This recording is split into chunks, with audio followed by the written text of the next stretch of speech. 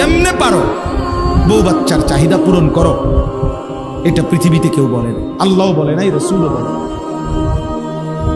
তাইলে এই যে নিজেকে ভুলে যাওয়া, নিজের ঈমান, নিজের আমল, নিজের আখিরাত,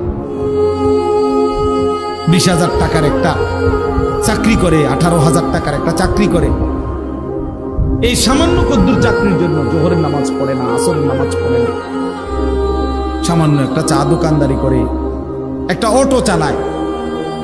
আহা মুসলমান, এই সামান্য কদ্দুরের জন্য এক ওয়াক্ত নামাজ পড়ে না, কিন্তু উত্তর দিতেছে যে এই কষ্ট করতেছি, রোদে পুড়তেছি, গামে ভিজতেছি, বৃষ্টিতে ভিজতেছি হুজুর সংসারের জন্য, বউ বাচ্চা।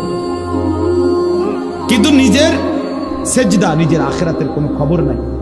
নিঃসন্দেহে এই লোক আহাম্মক আর বোকা ছাড়া আর কিচ্ছু।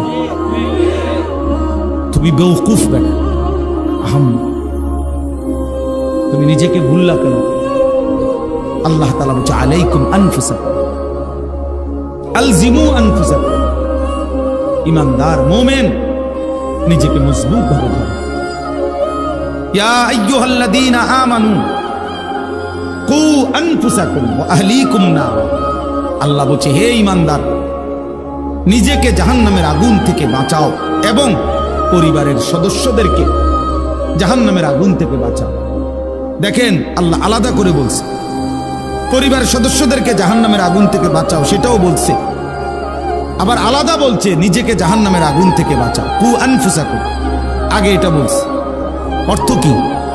অর্থ হইল জীবন চলার পথে যদি কখনো এমন হয় যে স্ত্রী সন্তানও আর আল্লাহকে মানে না, নামাজ পড়ে না, সেজদা দেয় না, হাজার চেষ্টার পরেও, হাজার বলার পরেও ঘরের মানুষগুলো আর আল্লাহ খোদা আখিরাত মানে না, আল্লাহ বলতে চাচ্ছে বান্দা তখনও মুমিন তুমি নিজের একা হলেও নিজের জাহান্নামের আগুন থেকে বাঁচাও। একা হলেও জাহান্নাম থেকে বাঁচতে হবে, একা হলেও একাই যুদ্ধ করতে হবে। এই কাজেই নিজেকে ভুলে যাওয়ার কোনো সুযোগ নেই।